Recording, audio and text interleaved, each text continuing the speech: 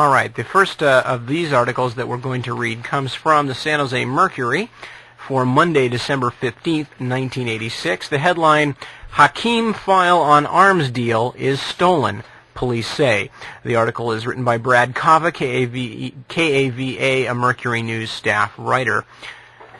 A file containing information about arms sales to Iran was stolen Saturday night from the Cupertino office of an attorney for Albert Hakim, a Los Gatos businessman who has been implicated in the continuing controversy over secret arms dealings with Iran, sheriff's deputies said Sunday. The Hakim file and a box of computer disks containing information on the firm's active cases were the only things taken in the burglary, which deputies described as, quote, a professional job. The thief or thieves who pried open a wooden door were in the office for less than 10 minutes, deputies said. They said the office was not ransacked. The attorney, Horace Dunbar of Saratoga, told deputies that only he and his legal assistant knew where the Hakim file was kept.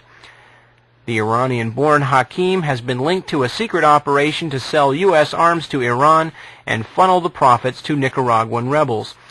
His name is on a Swiss bank account that the U.S. Justice Department's Criminal Investigation Division has asked Swiss officials to freeze. Hakim and a business partner, retired U.S. Air Force General Richard V. Secord, are two of the key figures in the military supply operation to the Contras, which was apparently directed by Marine Lieutenant Colonel Oliver North, the former National Security Council aide under investigation in the arms deal. Dunbar told deputies that the stolen file contained information about the arms sale, according to the report filed with the Santa Clara County Sheriff's Department.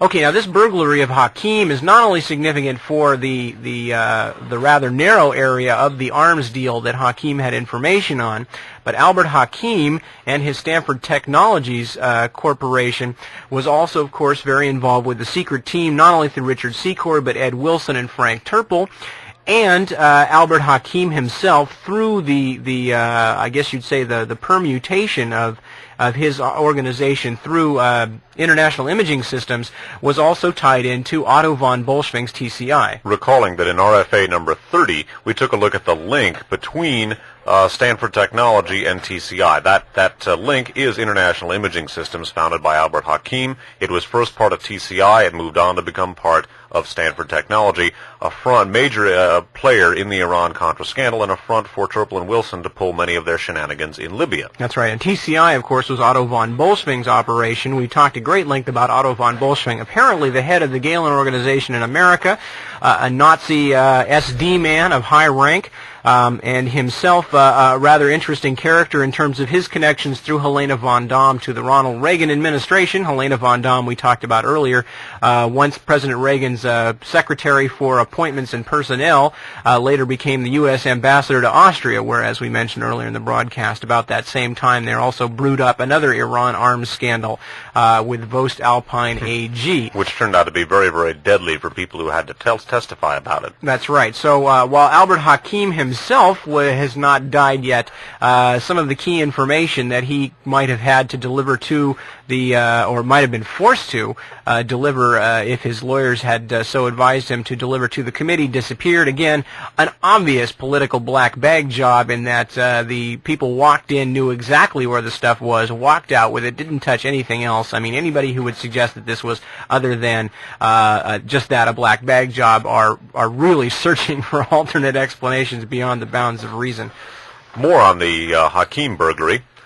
Reading from the San Jose Mercury News of Tuesday, December 16th, 1986, one day after the article Nip read you. This also was by Brad Kava of the Mercury News. It's headlined, FBI is assisting search for stolen Hakim file.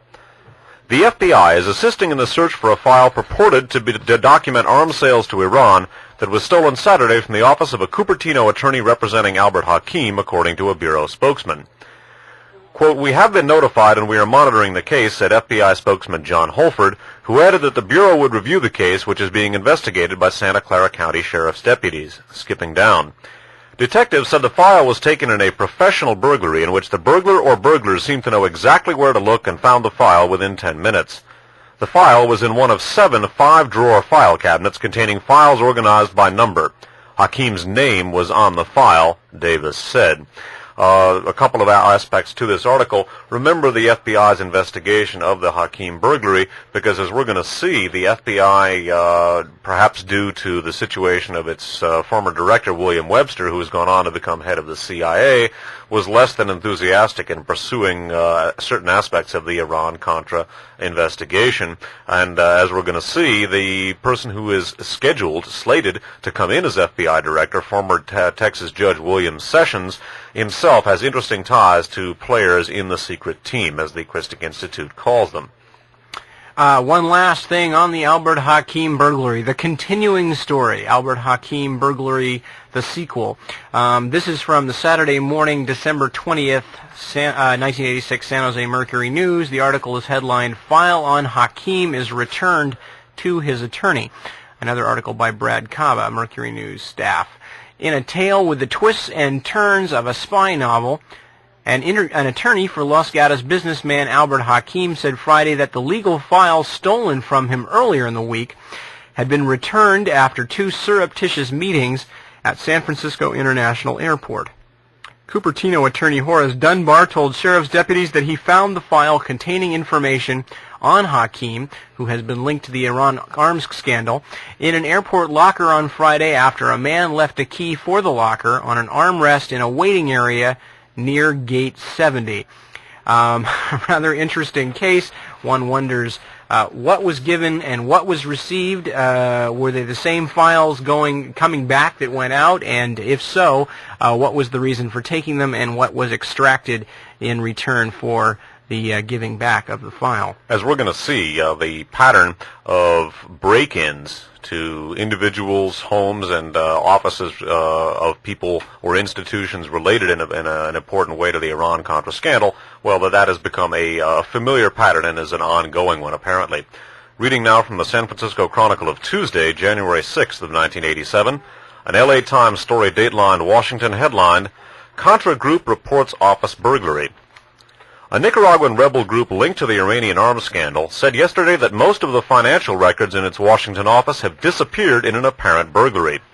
"Our bank records are gone. All the canceled checks are gone. All the receipts," said Bosco Matamoros, Washington representative of the Nicaraguan Democratic Force, the largest of several U.S.-backed rebel armies. "I think it was somebody trying to find out about our operations," he said. "It was a very selective search," unquote. Matamoros said he was unable to explain how the theft had occurred.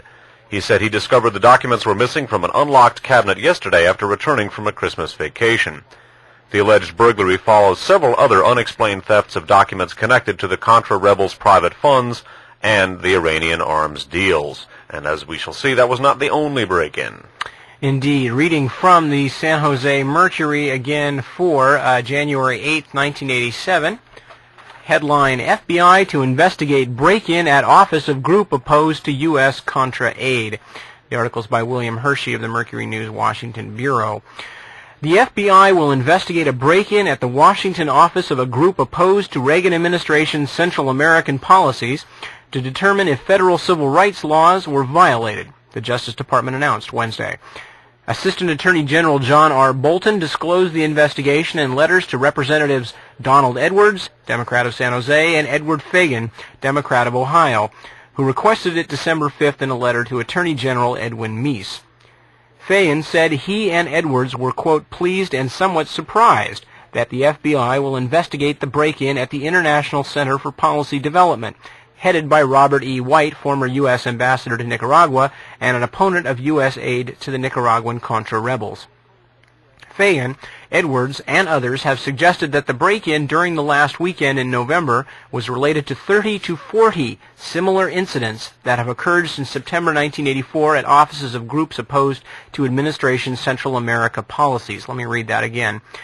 Edwards and others have suggested that the break-in during the last weekend in November was related to 30 to 40 similar incidents that have occurred since September 1984 at offices of groups opposed to administration Central American policies. Nothing of monetary value was taken in the break-ins, but files were ransacked and documents taken. In the Washington incident, center officials said one missing document contradicted White House denials that the Reagan administration was helping a private supply network to ferry weapons and supplies to Nicaraguan rebels.